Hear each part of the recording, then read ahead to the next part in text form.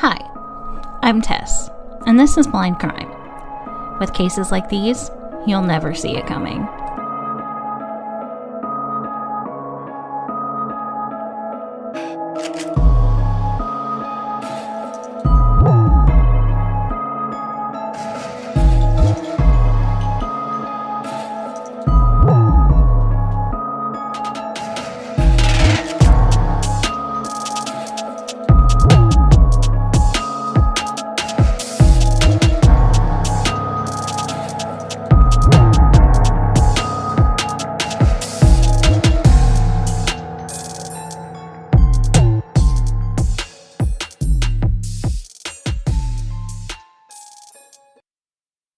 Hey everybody, and welcome to Blind Crime.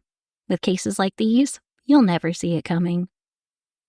I want to apologize from the very bottom of my heart for being absent for so long.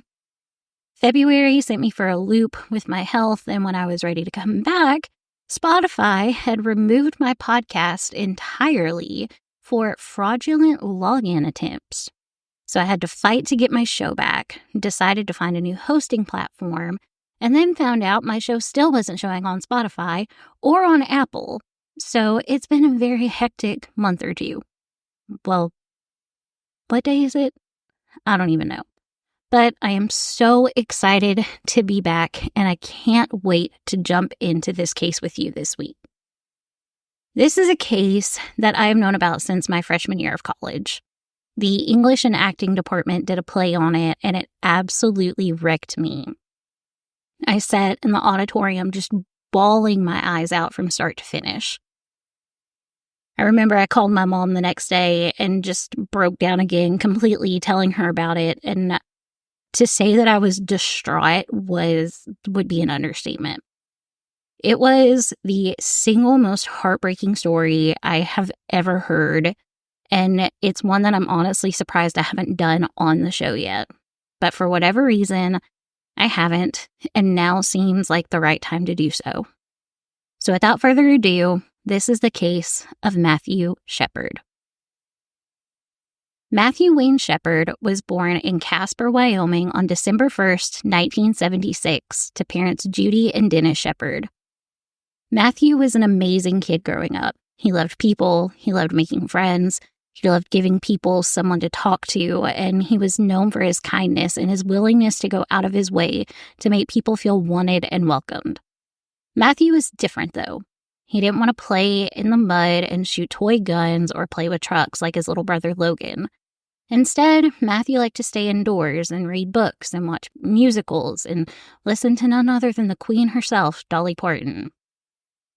In the documentary on HBO Max, The Matthew Shepard Story, An American Hate Crime, Matthew's mother said that growing up, he didn't want to dress up on Halloween as an astronaut or a cowboy or a firefighter. He wanted to dress up as Dolly, and they let him. It was just who he was. She said that even at that age, they wondered if Matthew might be gay, but they never pressed it, nor did they try to change it or discourage it. They loved their son, no matter what. Unfortunately, I couldn't find much else about Matthew's younger life, but things start to pick up a little bit as he becomes an older teenager.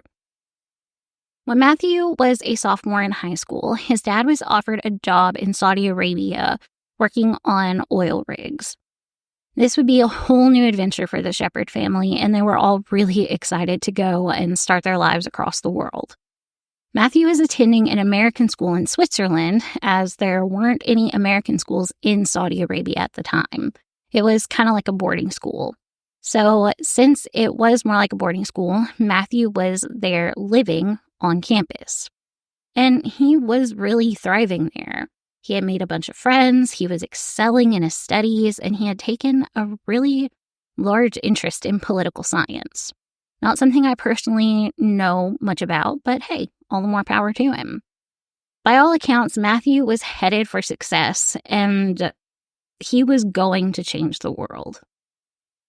One weekend, however, Matthew's senior year, the school went on a trip to Morocco.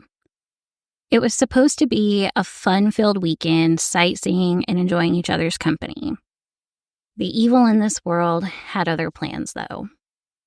Matthew's friends had decided to sit back and relax in their hotel, but Matthew wanted to go out and explore. What was the point of being in a new place if you didn't get to go out and see it, right? So alone, Matthew adventured out into the city streets and began taking in all of the beauty and fun Morocco had to offer. While on his walk, though, things quickly turned dark for Matthew. I'm going to add a little trigger warning here for sexual violence, so please skip ahead if you need to. A group of 3 men abducted Matthew and took him to a remote location where they proceeded to beat, assault, and gang rape him over 6 times. Matthew never fully recovered from this attack, mentally or emotionally, which I honestly don't think anyone would. After this happened, Matthew, who was already struggling with his sexuality, found himself in a state of deep anxiety and depression, oftentimes wondering if he should even be alive. Was being gay an open invitation to being attacked? Was he destined for a life of torture because of his sexual preference? Soon after the attack, Matthew began therapy and was receiving help for his mental health, which in the early 90s, I cannot express how rare that was. Maybe it's because he was in a different country, I'm not sure, but I'm just glad that he was able to get the help that he needed at the time. While it took Matthew several years to feel comfortable in his own skin, he finally did come out to his family in his early teens, and of course, his parents loved him nonetheless. They supported Matthew, and they just wanted him to have a happy and successful life. They didn't care if that was with a man or a woman. They loved their son. Again, in the 90s, that was super rare. It's still rare. More accepted than it was, but still kind of rare. After high school, Matthew decided that it was time to go back home to Wyoming.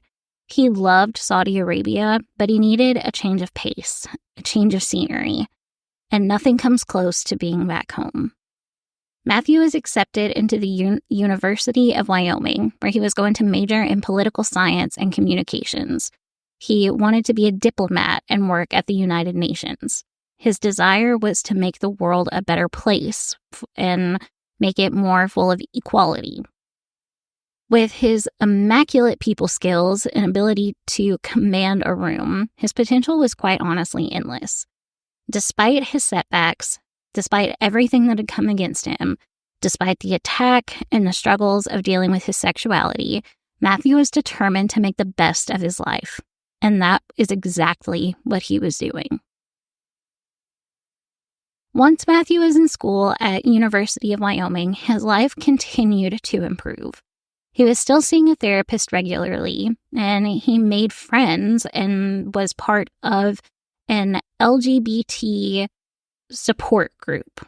At that time, it was the LGBT or the LBT group. Now it is the LGBTQ plus group. If I am missing a letter, I apologize. But he had joined this group on the campus, and his studies were going exceptionally well.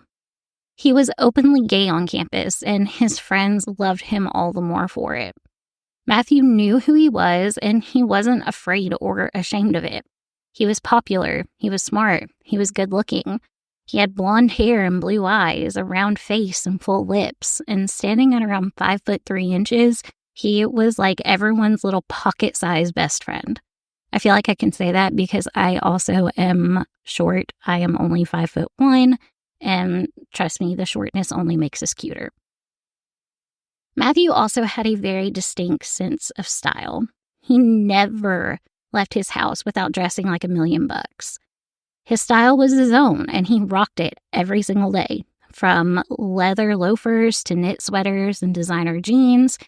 Matthew was a true icon. He dressed like he had money, and he had no shame in that. While Matthew was doing really well, he also was still struggling with depression. Some days were better than others, with big smiles and not a care in the world. Others being closed off and not wanting to talk or see anyone. On his worst days, Matthew would write in his journal, making all of his thoughts and feelings known. He still struggled with the attack in Morocco. it had understandably left a huge scar on his life. He felt safe in Wyoming, but he was still sometimes scared of what had happened to him in the past and how he was feeling. But if Matthew was anything, he was determined and persistent. He was always able to push past the negative thoughts and feelings. He would lean on his family and his friends for support. He was able to rely on those around him to help him through the dark days, and he didn't try to carry the world on his shoulders. He was such a smart kid. I wish more people felt comfortable enough to reach out to their friends and families when they're struggling. I've just recently figured out how to let myself do this, and just let me tell you, it is such a burden off of my shoulders whenever I let myself. Matthew was in one of his dark places in October of 1998. He was pushing through, though, writing a letter to his mom, telling her that he was struggling, but he was going to be okay. October was going to be a big month on the university campus. The LGBT group that was on campus had been planning and organizing their first gay awareness event. It was supposed to be a campus-wide event that would bring awareness to the LGBT students and possibly be able to reach people who needed the support. Maybe they didn't know anybody else who was gay. Maybe they hadn't come out yet, but they were wanting to. They were just trying to be the people that someone needed. On October 6th, 1998, Matthew and some of his friends had met up to discuss the event and work out some of the details. After their meeting, Matthew asked if anyone wanted to join him for a drink at the Fireside Lounge, a local bar, but nobody was interested. Despite their rejections to go out and have a drink, Matthew went on ahead and decided to have a relaxing night out by his lonesome. If he had known, it would be his last night. If his friends had known, maybe they would have joined him, or maybe Matthew would have decided not to go. But you can't change the past, can you? While at the Fireside Lounge, the bartender, whose name was also Matt, served Matthew a beer and they chatted in between customers. The bar was one of the few in Laramie, and nights were typically always busy, no matter what day of the week it was. Matt and Matthew had become friends during Matthew's time at the University of Wyoming, and they would often talk and have some pretty deep discussions when the bar wasn't busy. Matt said that he always enjoyed talking to Matthew. He was thought-provoking, persuasive, and he made you feel like you were the only person in the room when he was talking to you. Those are the best kind of people who pay attention to you and only you whenever you are speaking with them. Since the bar was busy, though, the two friends just made small talk when Matt would pass by Matthew's seat at the bar. After being at the bar for a while, two men came in and ordered a pitcher of beer, and they paid for it in loose change. Matt remembered them because he had to count out all the coins to make sure it was enough to cover the beer. While drinking their beer, they played a few rounds of pool, eventually running out of drink and trying to scour for more change. The pair ended up going off to the bathroom together, and when they came back, they approached Matthew. They invited Matthew to play pool with them, and Matthew ordered another round of drinks. A while later, Matt noticed that the two men and Matthew were no longer in the bar. Aaron McKinney and Russell Henderson, both 22 at the time, were roofers in the Laramie, Wyoming area. They were kind of rough-looking guys and had a history of public intoxication and extensive drug use. After entering the Fireside Lounge that fateful night, the two men saw Matthew at the bar, and because of his small stature and expensive-looking attire, they thought that he would be a good target for a robbery. They were scrounging for change while Matthew sat at the bar in some name-brand clothes and looking like he had just stepped off of a magazine cover. McKinney and Henderson went into the bathroom and devised a plan to rob Matthew. Everyone who knew Matthew knew that he was gay, and even those who didn't know him suspected it. He didn't hide it, he didn't flaunt it, but it was obvious that he was more maybe feminine than the other guys in the bar. For McKinney and Henderson, this made Matthew the perfect person to take advantage of. While in the bathroom, the two men decided that they would come on to Matthew, making him think that they were also gay, and then lure him out of the bar so they could take his wallet. The pair emerged from the bathroom, their plan in place, and approached Matthew. After a few rounds of pool and a few more drinks, the men invited Matthew to their truck. Unfortunately, Matthew would oblige. I'm going to give another trigger warning here because this is where things get really bad. When they got into the truck, the three began to drive to the outskirts of Laramie, where, according to Henderson, Matthew put his hand on McKinney's thigh. In what would be described as a fit of rage, McKinney began to hit Matthew and then proceeded to pull a gun on him. When the truck parked, McKinney and Henderson pulled Matthew out and threw him to the ground. They continued to beat him, using the gun to hit his face and head, leaving Matthew's face busted, bruised, and bloody. A pool of blood surrounded Matthew, the blood slowly dripping down from the gashes on his face. His eyes swelled to the point where they couldn't open. His body became limp, and his breaths became more and more shallow with every swing of the gun. McKinney and Henderson pulled Matthew over to a wooden fence and tied his arms behind his back to the post. They took his wallet and his shoes, hitting him with the gun a few more times before finally getting back into their truck and driving away. The next day, October 7th, 1998, around 6 p.m., a freshman from the University of Wyoming was out riding his bike when he hit something and fell. While getting back onto his bike, he noticed that something was leaning up against a fence post ahead. Thinking it was just a scarecrow, he walked forward to check it out. It was almost Halloween, so he thought maybe it's a prank. But he was shocked to find that the scarecrow was actually the limp and broken body of Matthew Shepard. The young man ran back to his bike and sped off to the nearest home to call for help.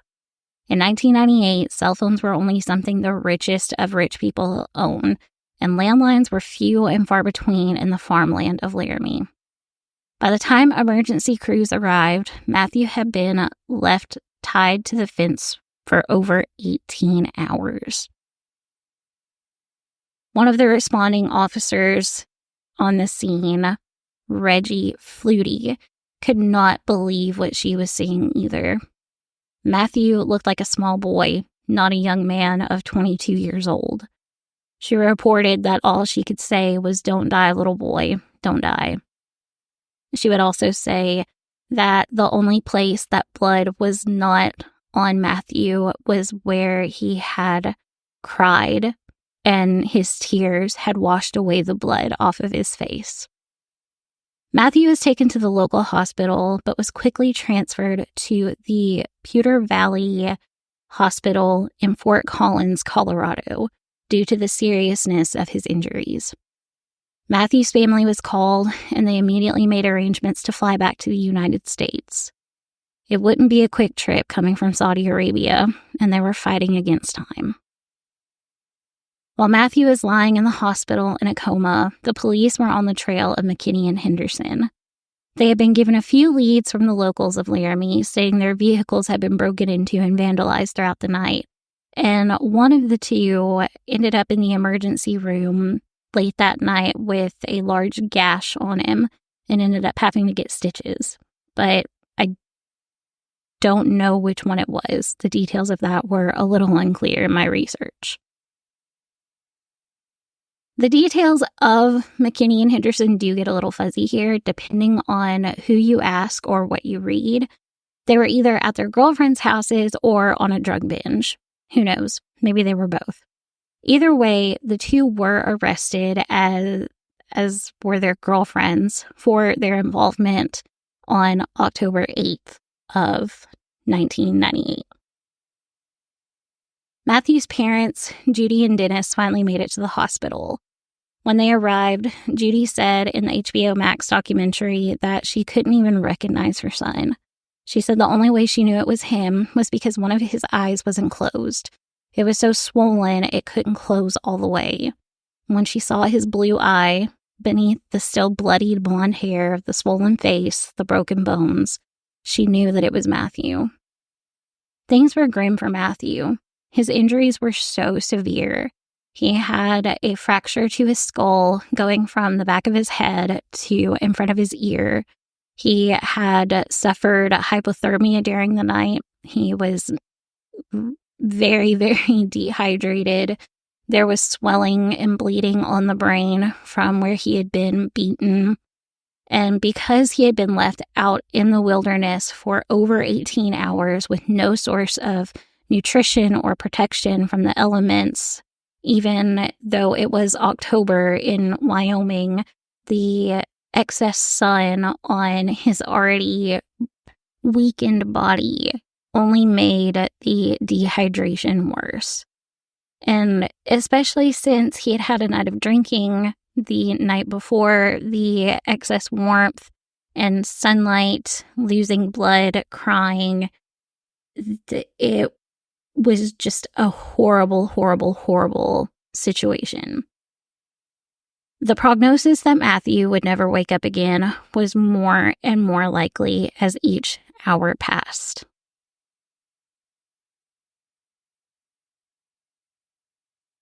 As time went on, Matthew did not continue to improve. He was fighting against everything. His brain was still swollen and there was so much damage, and his body was just so weak and they could not get everything leveled out.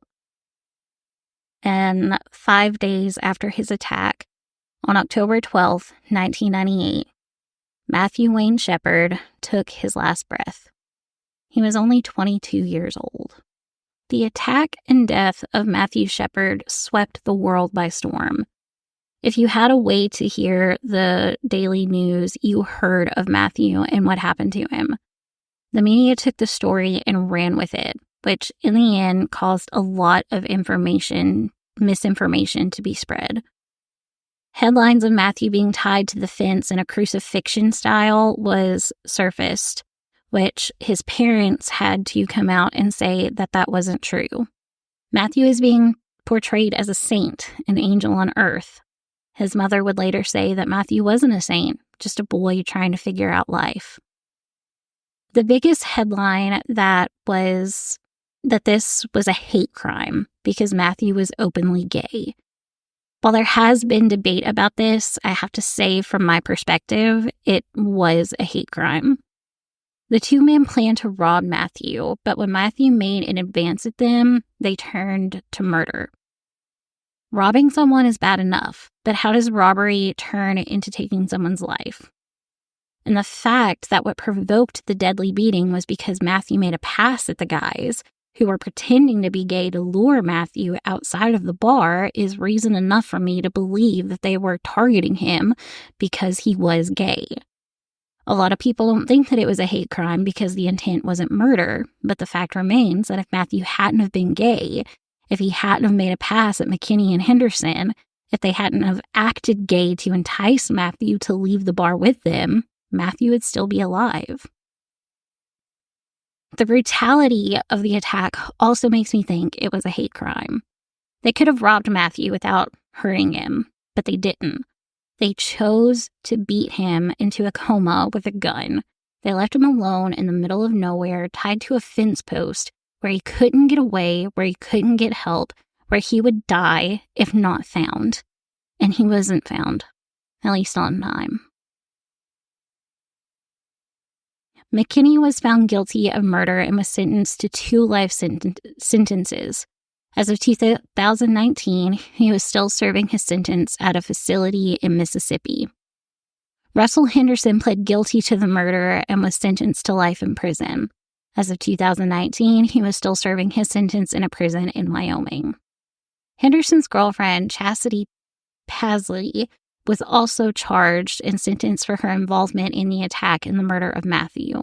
While she wasn't part of the actual attack and murder, she did know about what happened and helped cover up the evidence and try to protect Henderson and McKinney.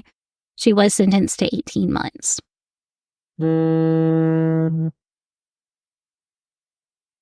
As if the murder of Matthew Shepard wasn't heinous enough, on the day of Matthew's memorial service, the Westboro Baptist Church out of Topeka, Kansas, had caught wind of Matthew's death.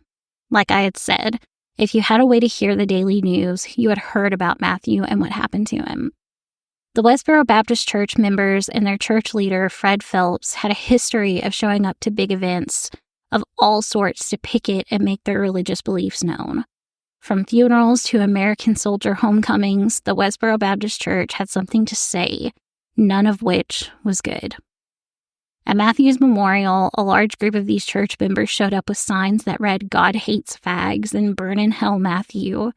They shouted and screamed that Matthew was an abomination because he was gay, that God would not save him, and that he was burning in hell for eternity, and that he deserved what happened to him for his sinful lifestyle.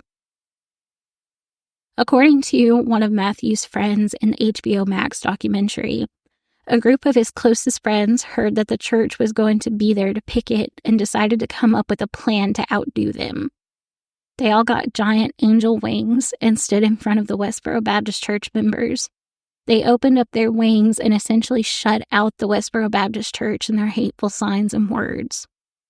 They not only wanted to protect Matthew's memory, but also his family from any more pain. Those are real friends right there. Unfortunately, the Westboro Baptist Church is still alive and kicking. They're still picketing and making their presence known. While you don't hear much about them, a quick Google search will show that they are, in fact, still up to their same old antics. There are a few things that I would like to address about Matthew. In my research for this case, I came across several articles that stated that Matthew was a heavy alcohol and drug user with a preference for meth. The reason I didn't talk about this in detail is because I could not verify any of these claims. The articles that did mention it were not reputable in my opinion and were full of typos and other errors like his date of birth, his age, his place of birth. There was also one article that said that Matthew was arrested for sexually assaulting 2 minors when he was only 15 years old. A story was told about Matthew being sexually abused as a child and then turning into an abuser himself. I could also not verify this statement, and therefore I cannot say that any of these claims are true. I did not find these articles reputable and, like I said, full of typos, misinformation. But even if these statements are true, Matthew still did not deserve to be beaten and left for dead. In no way am I condoning sexual abuse, and at no age is that acceptable. However, I will say that young people are more likely to be able to be rehabilitated, and if Matthew was seeking therapy and mental health help as a teenager and young adult, I would think that this would be something that would have been addressed and being worked through. These articles also made it seem like this is the reason why the family moved from Wyoming to Saudi Arabia. But again, I could not verify this in my research. From everything I was able to find, Matthew was cremated after his death in 1998, and in 2018, 20 years after his death, he was laid to rest in the Washington National Cathedral Crypt in Washington, D.C. Also buried in the National Cathedral is Helen Keller, Woodrow Wilson, and United States Navy Admiral George Dewey. Lastly, I just want to talk about something really quick, which probably isn't going to be that quick, but maybe you guys will still stick around. I don't care if you're gay. I don't care if you identify as a man or a woman or a flower pot. You're a human being. You're a person. You matter. I'm a Christian, and I am very open about that in all facets of my life. I sing on my church's worship team. I lead a small group every week. We do Bible studies. We talk about Jesus. My life's mission is to share the love of God. And let me tell you, the Westboro Baptist Church is not sharing the love of God. They are not loving their neighbors. They are not loving the least of these. They are not walking in the footsteps of Jesus. They are not, in my opinion, Christians. I believe that in order to truly be a real Christian outside of salvation through Jesus Christ, you have to treat people like Jesus would treat people. Jesus ate with sinners, not the Pharisees. Jesus spoke in truth, but he spoke in love. Jesus didn't condemn anyone except the religious piouses who claimed to be doing things in the Father's name, which were actually things of religious law, not the love of God. I may not agree with something, but that doesn't mean that I'm going to judge and condone or condemn someone because they live differently than I do. I'm not going to say that someone is going to hell because I don't know your heart. I don't know your relationship with God. Only you and God know that. You can't hate someone because they live differently than you, or because they have a different religion, or because they're a different race or a different sexual orientation than you. That isn't love. That isn't God. And anyone who says that they hate someone because God hates them, they don't know the truth about God. And that isn't to say that God approves of certain things, but here's the thing. If you hate someone because they're part of the LGBTQ plus community, hate is still a sin. You're not better than anyone else. You're not better than anyone else. Do I need to repeat that again? You are not better than anyone else. If Jesus walked up to you and asked if you hated someone for their sexual preference and you said yes, what would he say? Love your neighbor as yourself. The greatest of these commandments is love. Greater love hath no man than a man laying down his life for his friends. For God so loved the world that he gave his only begotten Son, that whoever believes in him shall not perish but have everlasting life. Judge not, and you will not be judged. Condemn not, and you will not be condemned. The verses go on and on. Something my pastor said was that you can accept someone and not condone them. So I may not condone how you live, but I accept you. I'm not going to judge you or condemn you or make you feel like you're a bad person because you live differently than me. You're gay and want to hang out? Call me. Let's go get coffee. You're an atheist and want to go shopping? Who's driving? You're a Muslim and need somewhere to crash for the night? I got a room for you. You're divorced and need help with your kids while you work? Auntie Tess has you covered. You're not married and you're having a baby? Let me throw you a baby shower. You're not sure what you believe in? I can tell you about Jesus if you want. Or we can hang out and watch Hamilton 5 times in a row and eat a nice meal and not talk about it. The point is that if a church preaches hate, they are not a real church. They are not following the Word of God. They are not following the Bible. A church that shows hate should not be a church. A church that doesn't show love and kindness and grace to those in the community shouldn't be a church. At least not one that claims to love God. And I know a lot of Christians are going to listen to this and say, she has no reason or right to say this stuff. They're going to judge me. They're going to criticize me. They're going to be super angry, and I might lose some listeners. And I'm going to have some non-Christians who say the same things. There is no winning when covering a story like this and making your beliefs and opinions known. But my goal isn't to please people. My goal is to love people. So if you listened to this episode and you loved it, I love you. If you listened to this episode and you hated it, I love you. And more importantly, no matter what you believe, no matter if you liked or disliked this episode, I believe that God loves you. I've probably said more than I need to, so I'm going to go ahead and cut this while I'm ahead. Thank you all for listening, and thank you for your support. Thank you for coming back after my hiatus. I do truly love you all, and I appreciate every listen, every download. You guys are awesome. If you haven't already, please subscribe. Go follow me on Instagram and Twitter. Go like my Facebook page. And also send me an email if you have any questions or case suggestions. All of those links will be available in the description, as well as all of the case sources for this episode. I, again, love you guys. Thank you so much for listening. And until next week, keep your eyes open.